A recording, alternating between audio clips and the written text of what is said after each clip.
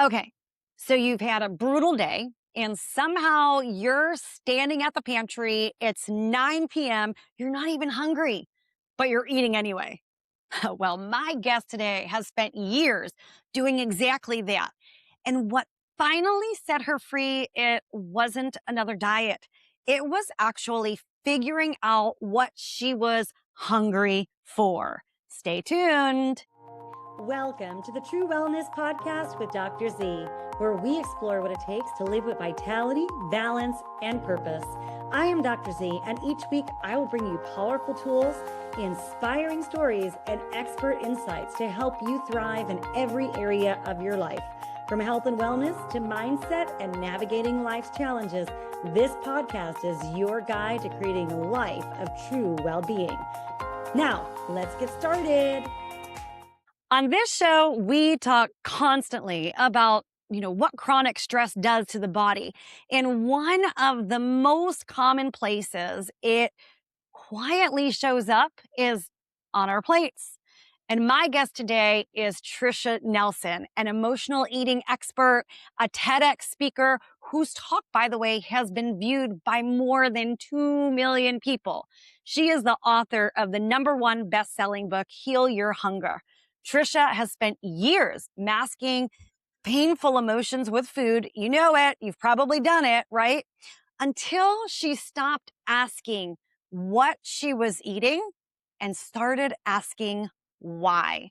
She lost 50 pounds along the way, but as you'll hear as we go through today's interview, the weight, it was never really the point at all. So for 30 years, she has researched the hidden roots of this addictive behavior and personality and has helped over 1,000 women change their relationship with food from the inside out. Tricia, welcome. Thanks for having me. It's great to be here.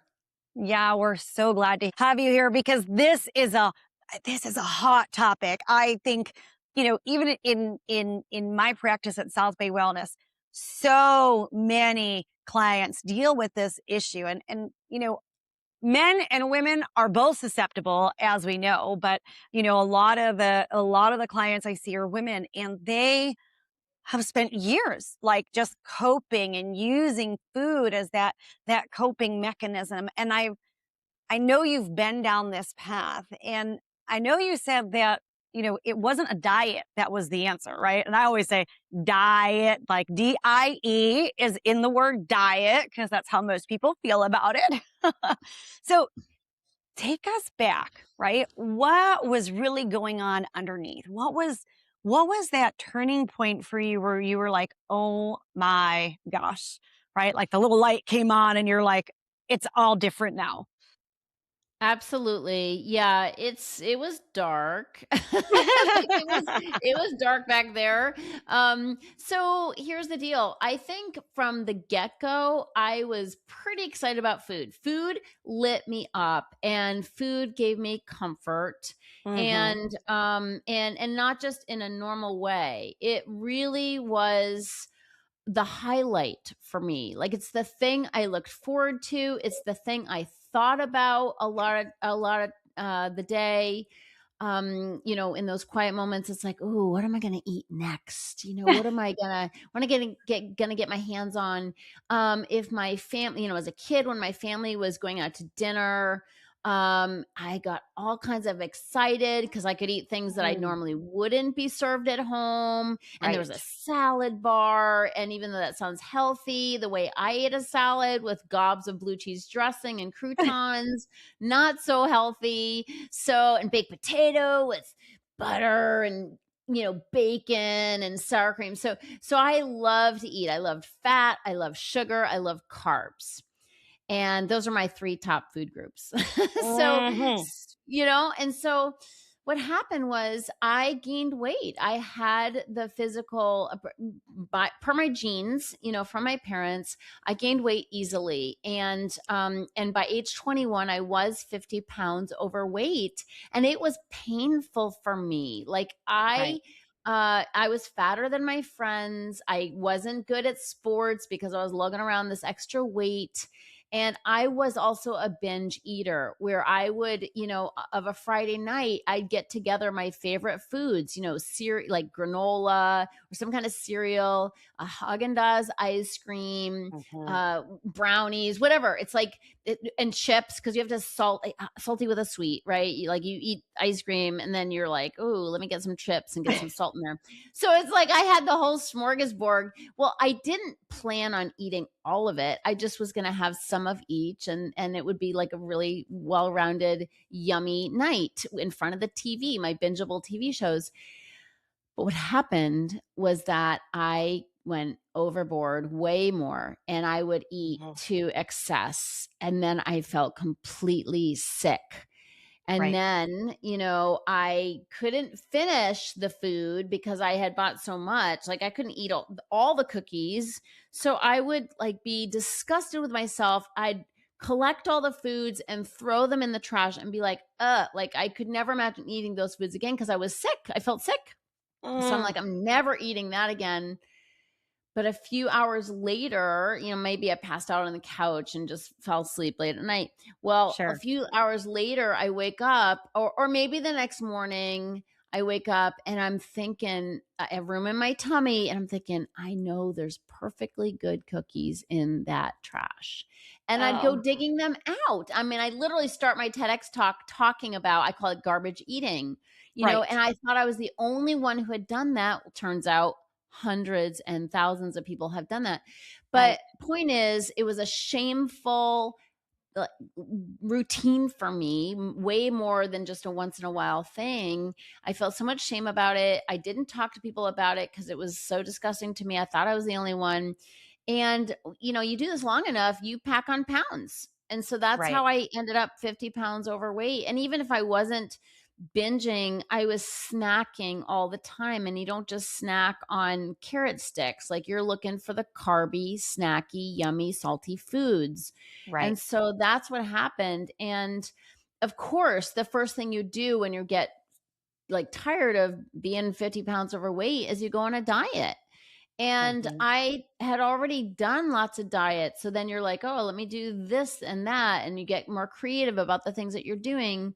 That's what I did. And nothing really panned out for me. And so I was young and I hit a wall, and I was thinking to myself, I can't keep doing this. Like, I cannot keep going up and down the scale. So anytime I would, because I could lose weight on a diet, but anytime I lost weight, I'd hit a wall to where I couldn't stand, restricting anymore. And it's like I was obsessed with eating chocolate again. So I'd start eating and then I'd fall down the rabbit hole and I'd go back up the scale. My weight would Right. increase, and then I was on that yo-yo dieting, hellish cycle. And so at some point I was like, I can't keep doing this. This is so bad Mhm. for my health, right? Up and down. Like I'd be up 20, down 10, up 30, down 5. And I had like 5 sizes of pants in my closet because I never knew what size I would be. And so when I realized I couldn't do that anymore, and I didn't know what else to do, because people, diet and exercise up until recently with, GLP-1s, diet and exercise is all people thought of as a solution. Now Right. it's diet, exercise, GLP-1s, but that wouldn't have served me either because it wasn't really getting to the root cause. So Yes. what happened was I met somebody who, he's since passed, but at the time he saved me because he said to me, Trisha, your problem isn't food. Mm. Your problem is what's driving you to eat. Your problem Yes. is what you're numbing out. Yes. Right? And so that started a whole new journey of stopping the dieting roller coaster ride and starting to look within and develop, self-care habits that could help me slow down, help me Yes. turn my brain off so I could start listening to what was inside, clearing Mhm. out the blocks, deeper work that therapy didn't actually get to. So it was a really cool journey that he led me on, and I'm forever grateful to him. And I actually we worked together for decades to help others. Like after I got better, I wasn't cured. I don't consider myself cured today, but after I Sure. really was on the road of healing, True Healing, he and I worked together to help other people. And we did it in a very, organic way where we just sit with people and guide them through this process. And eventually, in 2016, I started really codifying that process. And that's when I Right. wrote my book. That's when I, started my podcast, and, eventually it led to my TEDx talk. But that it became an actual documentable process Yes. that I could take other people through online. And that's when I started Heal Your Hunger. And really the rest is history. Women are getting immense help with their, crazy eating behaviors when they're going deeper and dealing with the underlying Yes. causes like I had.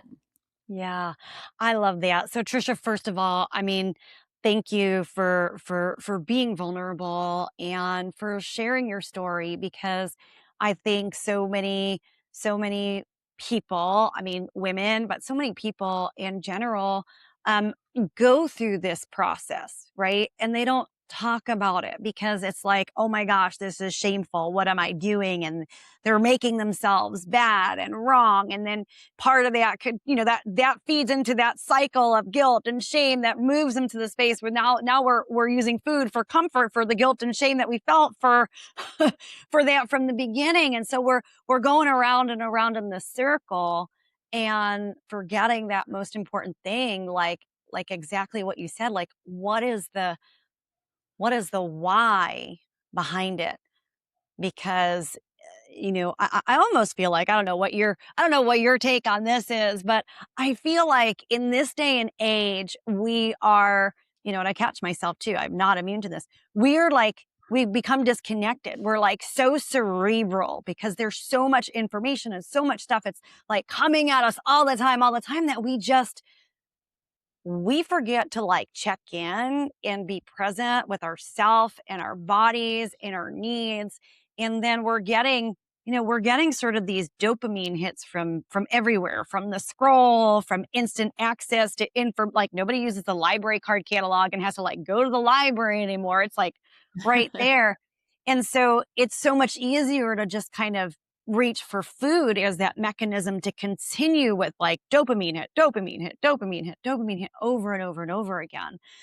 And so what you're saying and what you're bringing out into the world is incredibly powerful, because when we make that connection again with our body, like everything shifts. When we stop silencing our feelings and paying attention to them rather than, burying them, it Yep, makes a difference.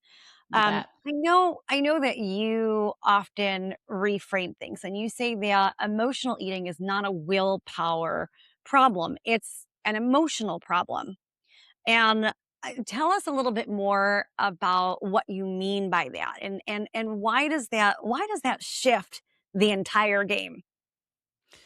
Yeah. So the deal is, I really I think no matter what somebody's aberrant behaviors with food are, like whether they're bulimic or bingers or just like constant snackers or sort of like doing this weird starvation and then to try to get the weight down, whatever somebody's doing, extreme exercise, whatever somebody's doing, Mhm. my experience is it all basically falls under the phrase emotional eating, Mhm. because we're using food to mitigate our emotions. Yes. Even if you're like extreme restrictor, like super thin, borderline anorexic, and you're like nibbling on a Lara bar all day, Right. right?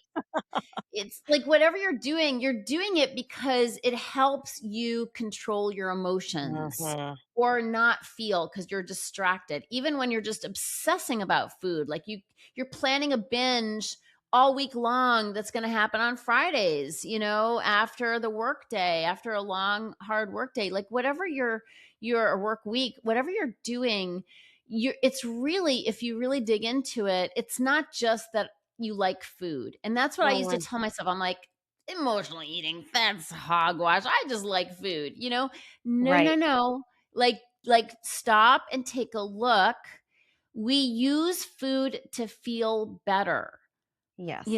We use food to not feel uncomfortable feelings. It Mhm. takes, like you said, the dopamine hit. We feel better immediately when we, take a bite of that brownie or that Larabar. So it's really important to start noticing how emotionally connected we are with food, and we don't think about Right. that. We're just like, give me the next diet. Like, we're just Yes. disconnected to what's going on. Yes. So we need to start tuning in, like getting conscious. And Mhm. so when we do, we can see, even if somebody keeps a log of when they're opening the refrigerator, it's like at night when you're lonely and it's quiet, everybody went to bed and you wanted this time to yourself, but then you're kind of like, where is everybody? And then you're in front of the TV and you're like, well, I need a little fun while I watch TV, so it's a complete package. Yes. We're really using food, or we have a difficult phone call and then all of a sudden we're Yes. looking in the refrigerator. We're using food for emotional reasons. So I like to use Yeah. the term emotional eating.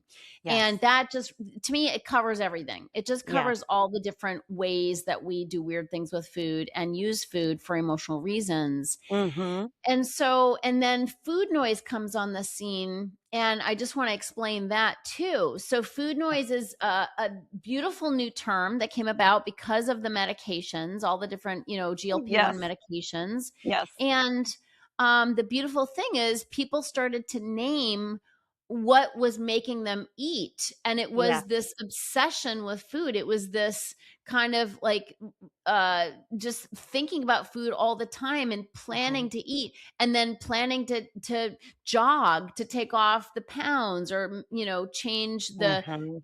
the consequences of the binge. I mean, it's like this constant obsession with food is food noise. But not just that. If you like, what we think about, we bring about. So Yes. food noise, when you're thinking about food enough, you're eating it, because when you're thinking about it, you're like, "Ooh." Like, I used to, at work, when I was trying to control my eating, I used to go to, back when I had a job and not an online business, but I used to go to the vending machine at my workplace and fantasize like, oh, I know I can't eat any of these candy bars, but if I could, what would I eat? And I Right. sit there and have a little trip, like, I'd get that and I'd get that. So I do that. Well, guess what I ended up doing?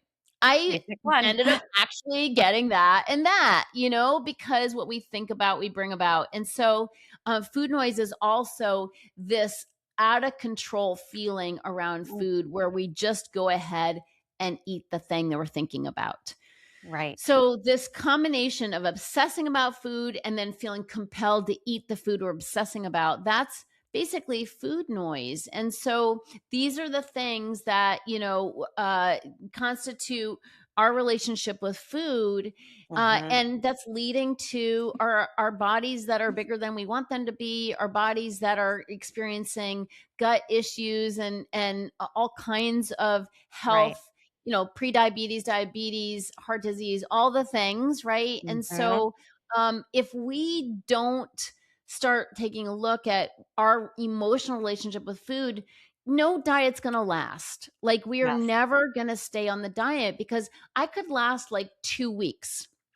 2 weeks is about my maximum. We all have new diet syndrome. Like, I'm doing it. Like, I'm gonna, Right. get the scale and the measuring cup and the alfalfa sprouts and this Yep. lettuce. we're doing The we're doing the thing. honeymoon. Yeah. Yes, and we're like so excited because we have a plan, and that's good. But we can't stick to the plan when we're Right. emotional eaters. It's like, Yes. after 2 weeks, the newness has worn off. We're not excited anymore. It's a total like drudgery. We're just like schlepping through day after day, wishing we could eat, Mhm. looking at the things we want to eat, making imaginary plans that turn into reality.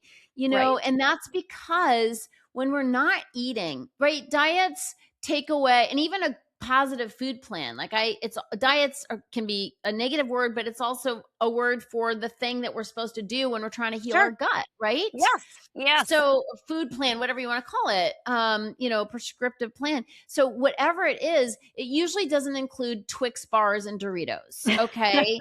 Yep. So you take away that, and even the pistachios or whatever it is, your blood test comes back and says you really shouldn't eat. That's an inflammatory food.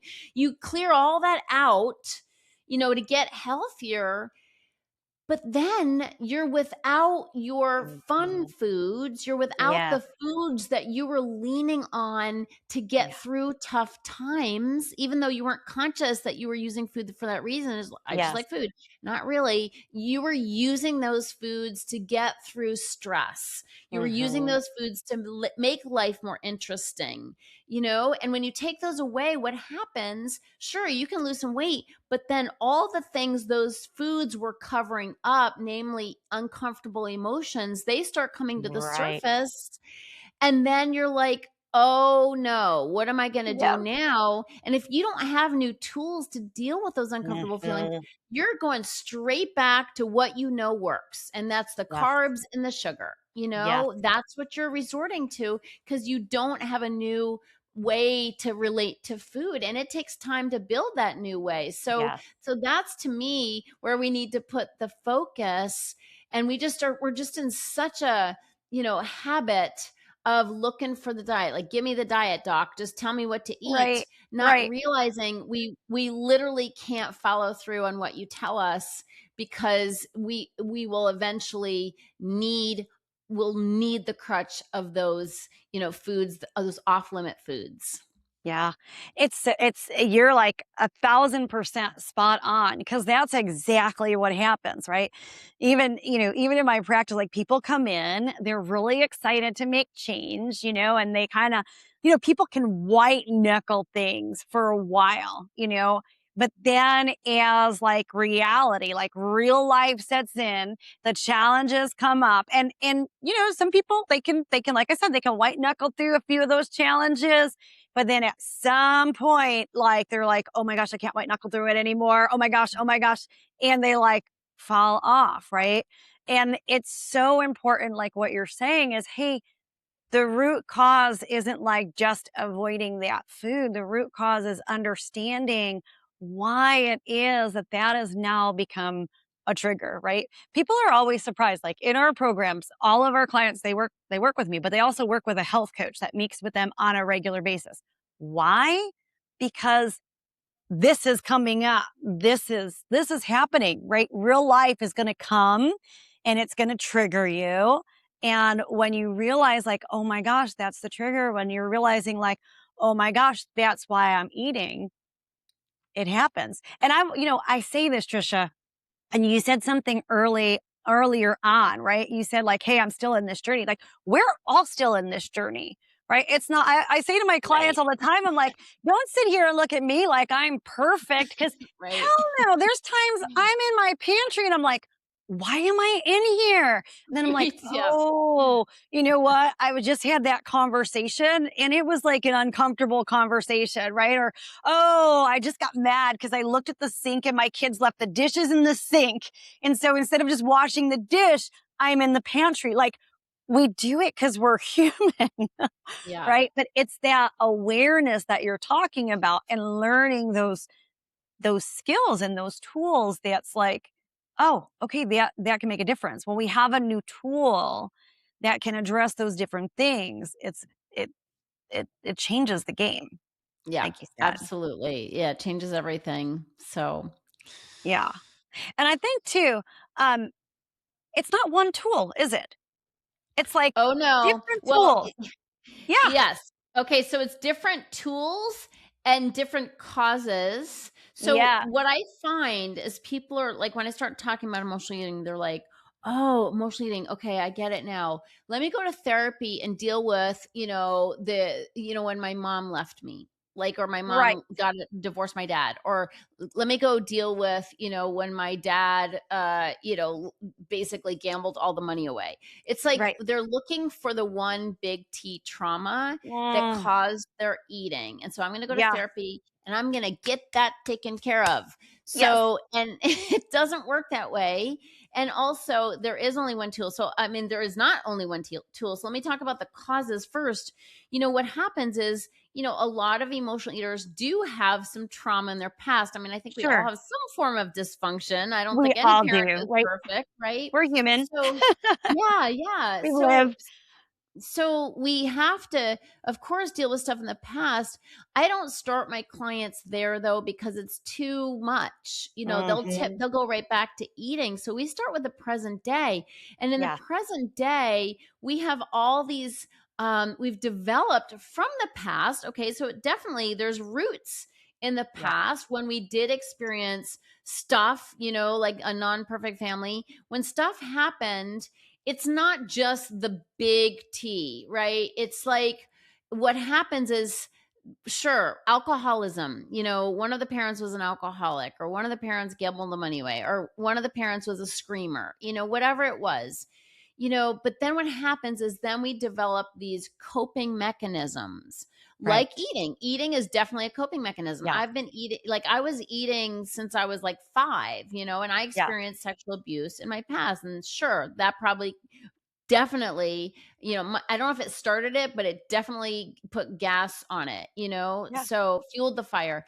And so we have these, like, food is a coping mechanism, but so was people pleasing, so Mhm. was being the good daughter, so Yeah. was, worrying about things, being hyper vigilant. Yeah. So what happens is, in order to get through our childhood, because we don't have a lot of tools to lean on, and we typically don't get the toolkit like early on from our parents, then we add on, we have all these coping mechanisms, which might have saved our lives. I Sure. mean, food, for instance, if I wasn't eating, I might have been putting a needle in my arm, right, at age Right. 13 or 14. So thank Right. God, my thing was popcorn and ice cream, Yes. much, much easier and easier to live through. So the thing is, these coping mechanisms, while they saved our lives, they also turn on us because we Mhm. get attached to them. Like, they end up being a part of us. So people pleasing, for instance, I have this thing called that I put in my book called, and I teach my clients, called the anatomy of the emotional eater, which of course is a play on words. But the thing is, um, it's 24 personality traits that constitute the emotional eater's personality, and these Mhm. are the coping mechanisms that, which once saved our lives, which are now backfiring on us. People pleasing is top of the list. Yes. Top of the Mhm. list, right? Because Yeah. as emotional eaters, when we don't get a strong sense of self-esteem growing up, which I did not, then I'm looking outside of me for validation. Like, will Right. you approve of me? Will you tell me I'm fabulous? And Yeah. so what do I do to get all those kudos? I'm overdoing, right? I'm saying yes to every project. I'm Yes. staying up late to bake the brownies for the soccer team. I'm doing all Mhm. this extra work, hoping to get that validation. And then what happens is, I'm not only exhausted, my adrenals are shot, right? But I'm also pissed off because nobody's ever as pleased as we imagine they're going to be when we pull that all nighter to do that extra project, Right. and it's like the perfect storm. Like, screw them. They're not going to appreciate me. I'll have my I deserve it binge. Yeah. Like, I'm going to go get my favorite foods and go to Right. town. And so when we do that, obviously we wreck our bodies. Mhm. Overworking and binging, it's a combination for destroying our health, Yes. Yes. but then we're just always looking for the next diet. And so what Mhm. I like to put my focus on is how we're living today. That's why I don't take people back into their trauma. I'm Right. like, let's deal with your patterns of people pleasing today. Yes. Let's deal with your lack of boundaries on your time because you want those Right. kudos. Let's deal Right. with the stress that's causing stress eating. Let's deal with the Yes. fact that you're, taking care of everybody. Like you have, you know, all these relatives that you're paying their health bills for, or they're always whining Mhm. to you and you're rescuing them. Those are all traits of the emotional eater's personality. Like we do it, Right. we're great caregivers, we're great rescuers, we're so good at pulling people out of the fire and never letting them find their own way, and so we're stressed out and resentful all the time. These are the things that are causing us to eat. Right. This is the real stuff. My mentor, one of the most important things he told me early on, he's like, Tricia, you don't have an eating problem. You have a living problem. Like how you're Love it. living has to Yeah. change, right? And Yes. so we're always trying to fix our diet or, do all these machinations. No, you need to fix how you're living, because how you're living is stressing you out and it's causing food noise, which is driving you to eat. So Yes. that's really what I'm, beating the drum for clearly, is helping people change how they're living. Okay. Because that, Yes. that is what's causing the eating. Now, regarding the tools, which I promised I'd get back to, the, the, the tools are new ways of living as well, and Mhm. new ways of coping with stress. Okay. So Yeah. we've got to have new tools in our toolbox. Otherwise, Mhm. after those 2 weeks of dieting, we're like, we're sucking wind. How are Right. we going to get through without our sugar Right. and carbs? We better have those new tools to lean Mhm. on. And those tools look like meditation. Those tools look like Yes. putting boundaries on our time. Those tools look like, basically taking a look at our calendar and seeing what we can get off our calendar, or who Right. we can, hire to help us with, the errands we hate to do, or the bookkeeping that makes us, snack into wee hours of the night to get through. So there's Yeah. so many things going on there that we need new tools for really dealing with stress.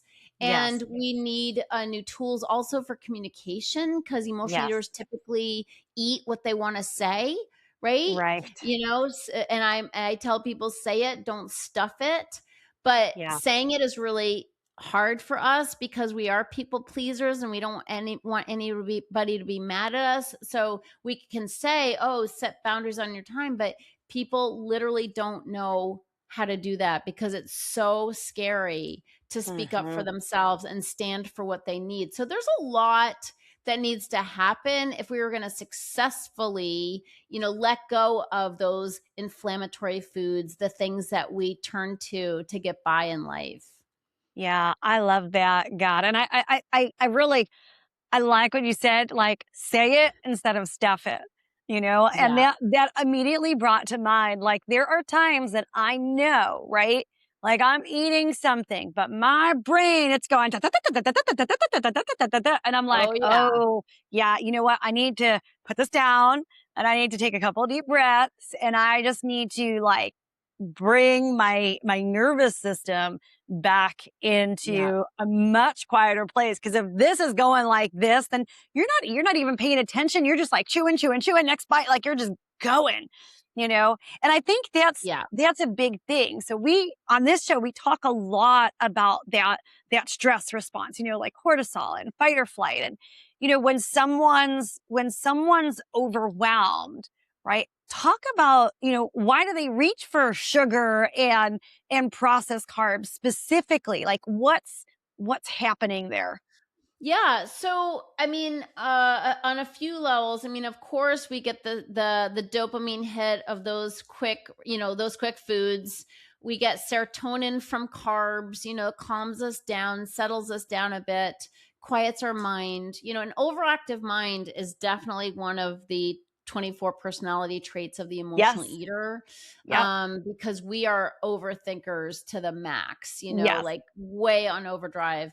And that's why I recommend meditation, because it's really helpful to not easy, right? And Mhm. I literally like have accountability for my clients to really implement a meditation practice, because that takes work. Everybody knows Yes. they should meditate, but very few people Yes. actually do, because it's hard to Yes. sit down and shut up, especially when you have an overactive mind.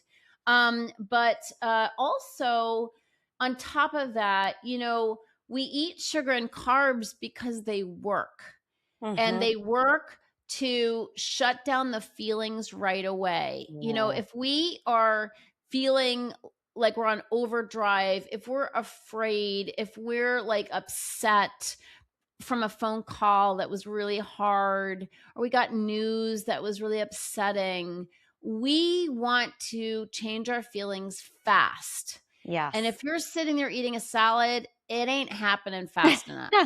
No. Maybe we're chewing faster.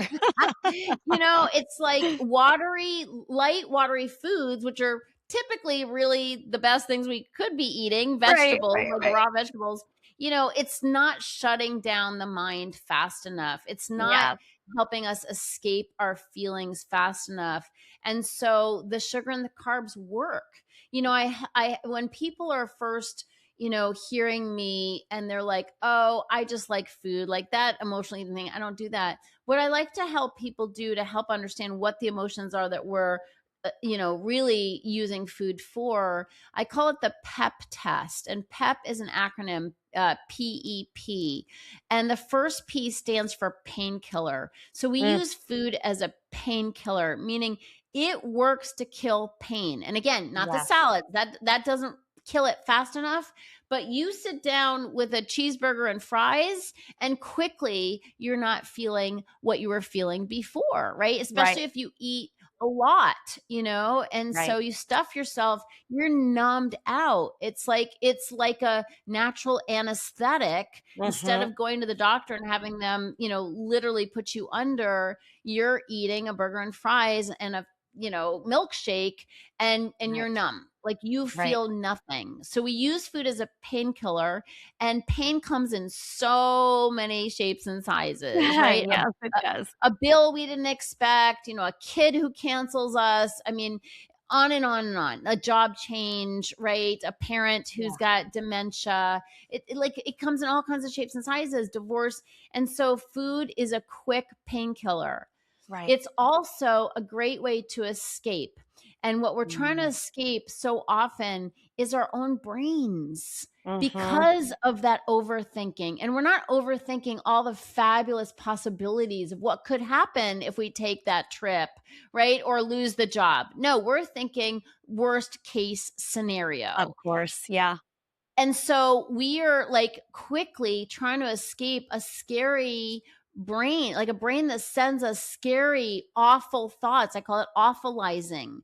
And so we sit in front of the TV with our sugar and carbs, and before you know it, we're not so afraid.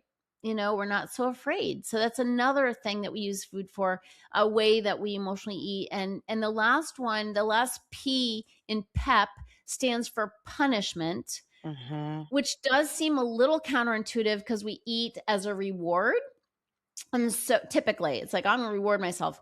But if you play out your eating and what's happening to you, when you turn to food and you overdo it, which as a binge eater, I overdid it all the time, Yeah. especially with sugar and carbs, because it's so yummy and tantalizing. And it's, they built manufacturers build the foods to hit that bliss point where you just Yep. can't stop. And when you go overboard, you feel like total crap, and then you hate yourself, and then you're wishing you hadn't done it. That's hardly a Mhm. reward. Like that is Right. a punishment, the way it comes out on the other side. And so why am I doing that to myself? Why, when I just told Dr. Z I totally want to change my, way I live and the, pants I fit in, and all of a sudden I am sabotaging myself again? Yes. That's really because of guilt. Like we're over feelers as well as overthinkers, and we feel Yes. guilty about everything. We are Yeah. so mean to ourselves. We are total mean girls to ourselves. So, we got to get to the bottom of that. Like, why? Right. Like, what is it that's so terrible about me, that I would beat myself up with food? And that's really, Yeah.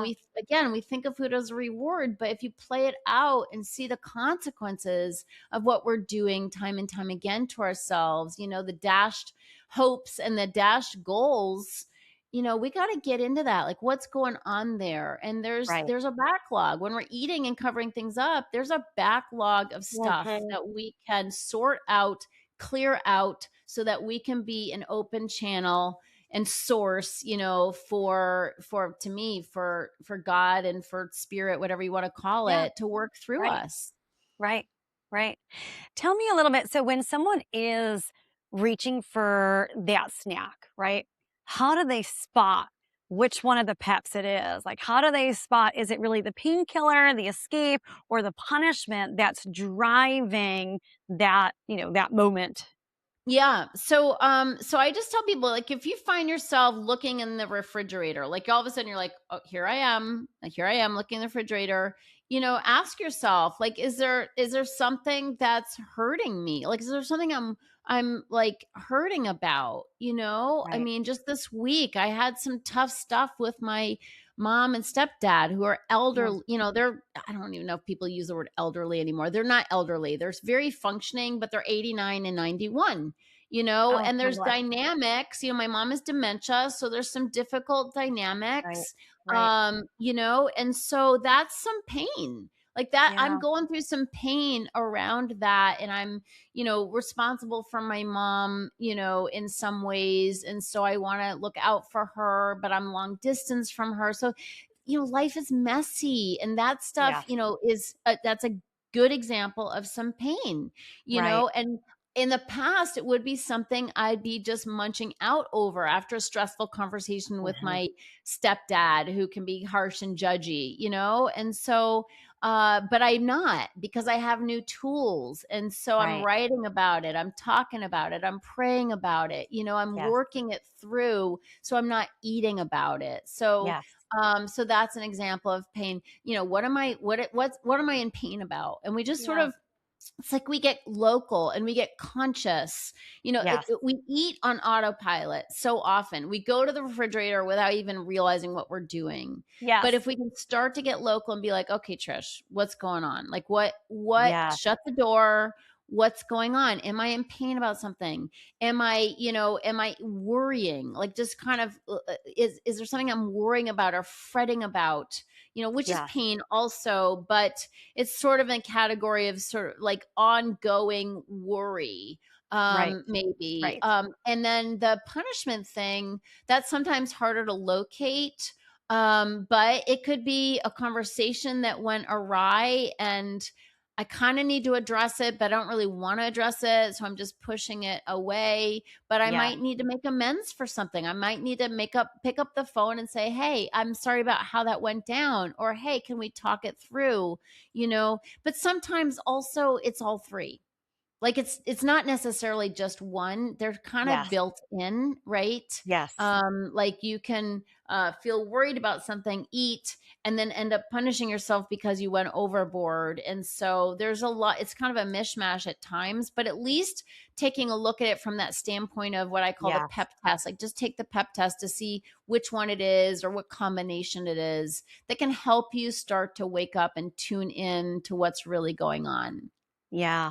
I want to point something out for our listeners, and I'll have you comment on this because I know we're talking about sort of like all the pain and all the negative stuff and things like that.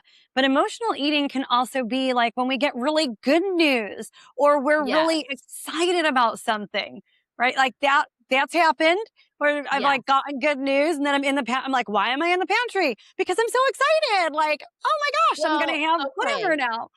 100%. That's the habit of emotional eating. So Yes. my experience is, we eat, like, makes back to the food noise conversation. Food noise comes from three things. Okay. The first is the emotions, and we've been talking a lot about the Mhm. emotions.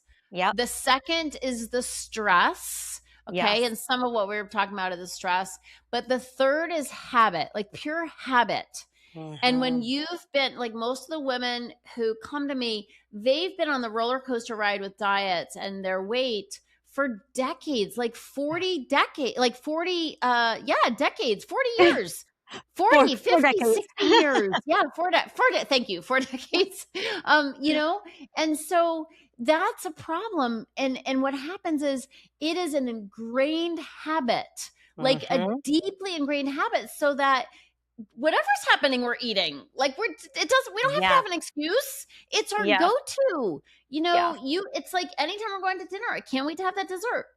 Anytime we're gonna go celebrate something, it's like, ooh, what are they gonna serve? Or when we're happy and we're going to a party, when we're hosting a party, so much of our lives are geared towards food because that's the orientation we've had for so long. So the Yes. habit part of this is not to be overlooked, because it's all the more reason why we really need help with this. So many people are Yeah. like, they want to do it on their own. They're like, I just want to read the Oh book, gosh. do what it says, Right. and be on my way. Yeah, but Right. if you're dealing with a 40 to 60-year habit, 2 weeks of dieting is not a solution. Like Yeah. it's not a strategy, Yes. and doing it alone is probably not going to work either. Like my experience is time and time again, and the statistics back me up.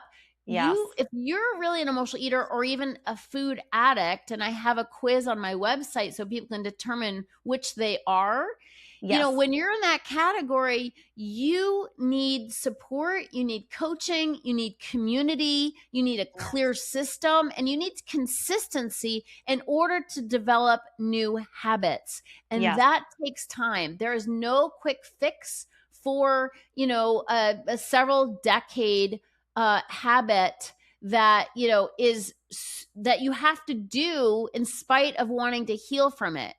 It's Yeah. not like alcohol where you have to, like, you can put the plug in the jug and that's it. No more alcohol, not a drop. No, Right. no.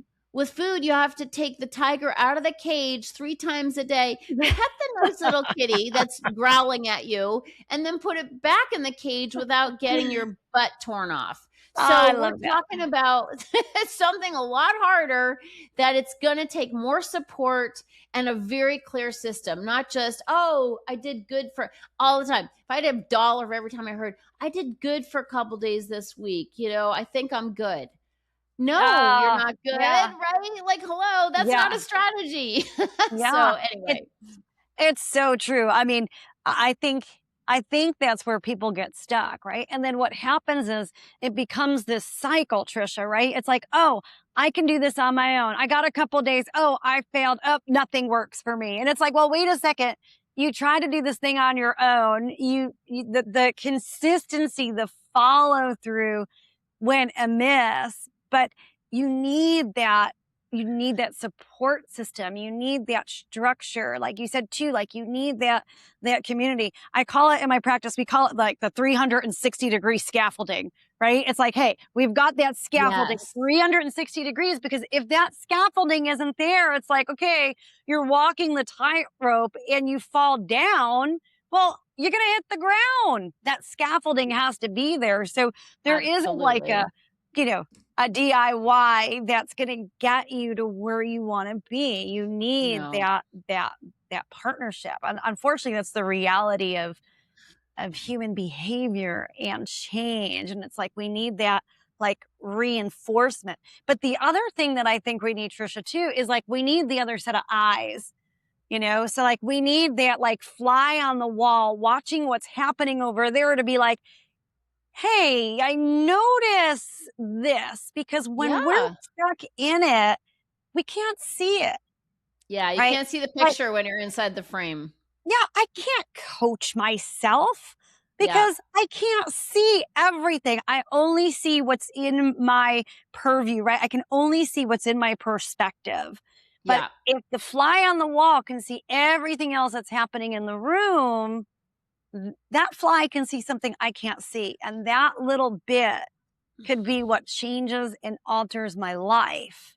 No So question, especially when we're dealing with an addictive habit. So one of the top, telltale signs of an addictive habit or symptoms of an addictive habit is denial, Mm. which stands for don't even notice I am lying. Okay. So, I like that. so we lie to ourselves and we're like, no, I can eat the cookie, even though time and Yeah. time again, we don't want just one cookie. Right. Like we're going to eat that cookie and then we're going to eat five more, or we're gonna eat the whole sleeve. And so we Right. do lie to ourselves time and time again. Or I had a good couple days, I'm good. I think I'm healed. And Right. so we're constantly lying to ourselves. Or I can eat this today and go back on my plan tomorrow. Doesn't Yeah. happen. Once you Yes. open that door, it's hard to close. So Right. that's a whole nother reason why getting support and getting coached is so important, because we do have blind spots and we do have ways that we're kind of snowing ourselves. Again, when we're in that, we got that food noise really loud, we're telling Yeah. ourselves stories to justify eating the thing that we know is going to hurt us, because it's going to trigger us to eat even more. And so Yes. there's a lot there to unpack, and the more Yeah. support we have, the better. Yeah. I want to go back to something that you said earlier because it's really important. And we've had a couple shows where we've talked about like emotional eating, and we've talked about menopause and menopause symptoms and the weight gain because that's like really popular with our audience. And GLP-1s are now a really big player in the scene. And so I don't want to step over that because you said something that I think is very powerful. You said, well, the GLP-1 does not address the root cause. That's correct. So talk to me about that because people are like, well, the GLP-1 gets rid of my food noise, but it's still not addressing the root cause. Oh, hell no. It doesn't address anything. It just takes away, it makes it easier, which, I've been fat and I've been thin. I understand the quick fix mentality, and all emotional eaters have it. Even emotional eaters who are like, oh, hell no, I'm not taking drugs, because it doesn't treat Right. the root causes. There's still a temptation to do it anyway. Like, Of course. like we all want a quick fix. It's part of Yes. who we are. It's why we've dieted for decades. Yes. We thought we could quickly fix it. But honestly, GLP-1s are another quick fix. Now, I don't fault anybody for going on Sure. GLP-1s, because Of course it not. sucks. It sucks being fat. It just does. Right. In our culture, it sucks. Yes. And it's demoralizing, and we get judged, and we get, passed over for promotions. I mean, Yes. incredible prejudice in Yeah. our culture. And it will not fix how we, gain that weight in the Mhm. first place. And so women are coming to me now who have had success losing weight on GLP-1s, and they're terrified to go off of them. Mhm. Yeah. And why are they terrified? For very good reason, because Yeah. nothing's actually been healed. And they Exactly. know as soon as they go off of them, the food noise is coming back, and they're Yes. back to square one. Yes. And so it's just, at some point we have to figure out, why is it that food played such a prominent place in my life? It's not just because of the food noise. The food noise is a symptom. I'm glad food noise can be quieted, pharmacologically, but Right. in my experience, and I have not taken drugs to lose 50 pounds, and neither of my clients have lost hundreds and hundreds of Yeah. pounds, without taking GLP-1s. And they did Yes. it because the food noise is a symptom of the stress, of the Yes. buried emotions, of the habits that we developed that really aren't serving us anymore. So sure, it's not a quick fix to deal with the underlying causes. It never Yeah. is, whether it's your health, your gut, your autoimmunity, Yes. migraines, whatever it is. There's some sleuthing work to do. There is work to do, Mhm. but the only place success comes before work, I was told by my mentor, is in the dictionary. And so Yeah. it's just that you don't have to work on your diet. And so Right. I think for too long, we just thought our only option was diet and exercise, and it doesn't work, again, because it's a symptom. But, Yes. GLP-1s are treating the symptom as well. And I love that people are losing weight. I'm happy for them, because I know what an exhilarating experience that can be.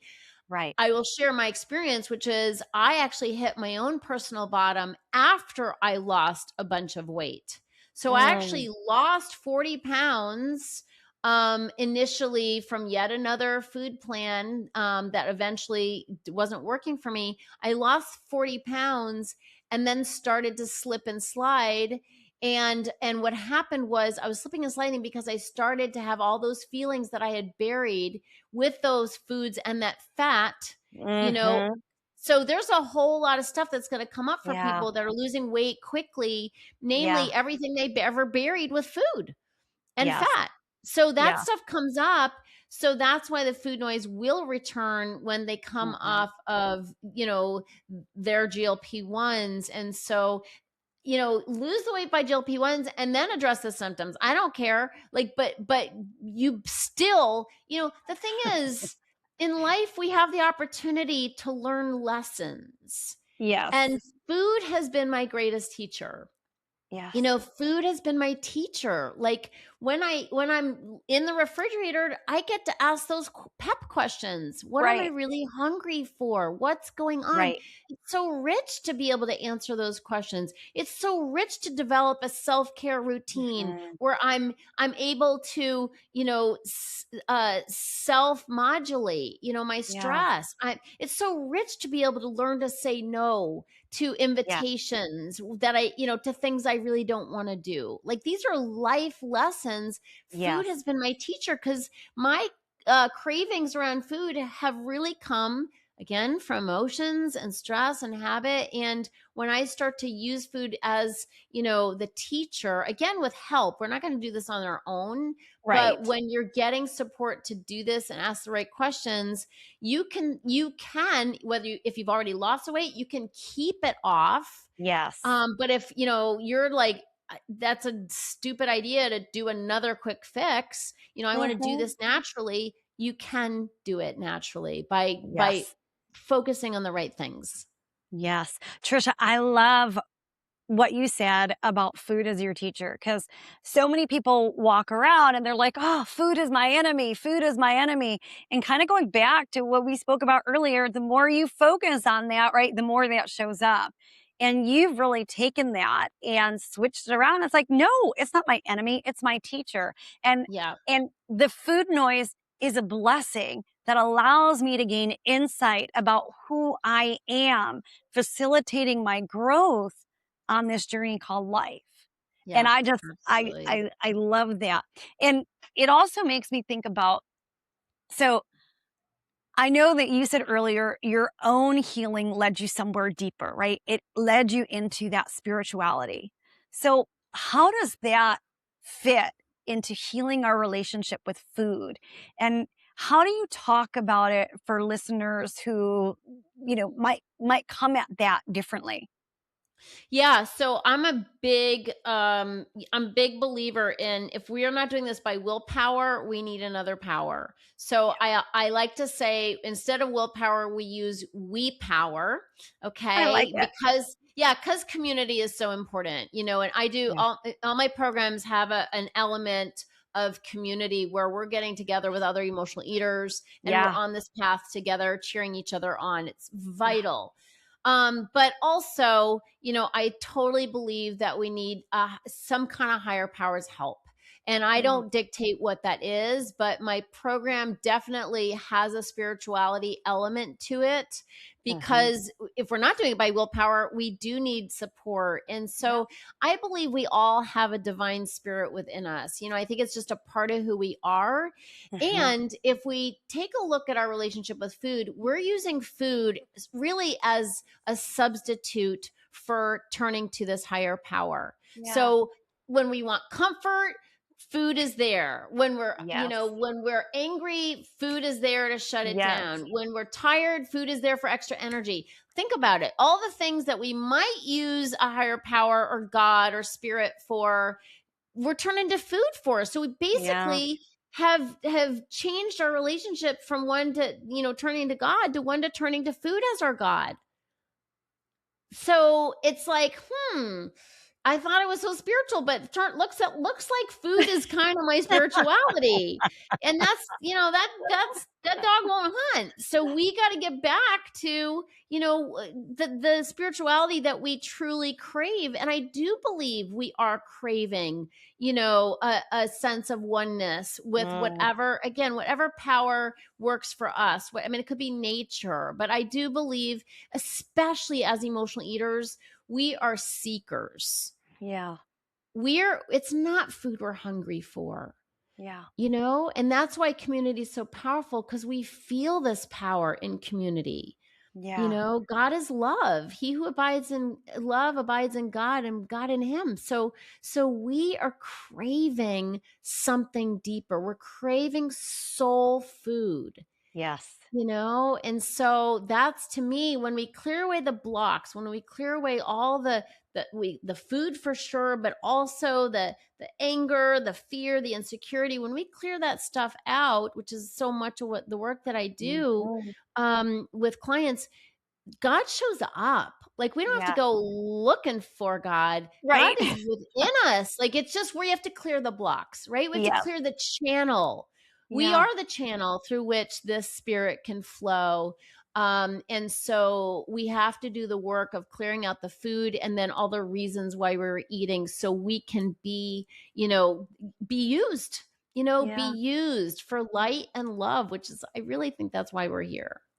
I do too. And I think that is the perfect, just I'm going to let that sit with everyone, because what you just said is so incredibly powerful. And to start to look at, like, oh, I'm using food as God, like, whoa, wait a second, right? Like, it's Yep. just eye opening to begin to take that in that perspective. So I'll let that sit with our audience too, and allow that seed to really come to fruition that you've just planted. Tricia, thank you. So, Thank you. before we wrap up here, I know we're going to have it in our show notes, but can you please tell our audience where they can find the quiz and where they can find you so they can follow you on social media and stuff?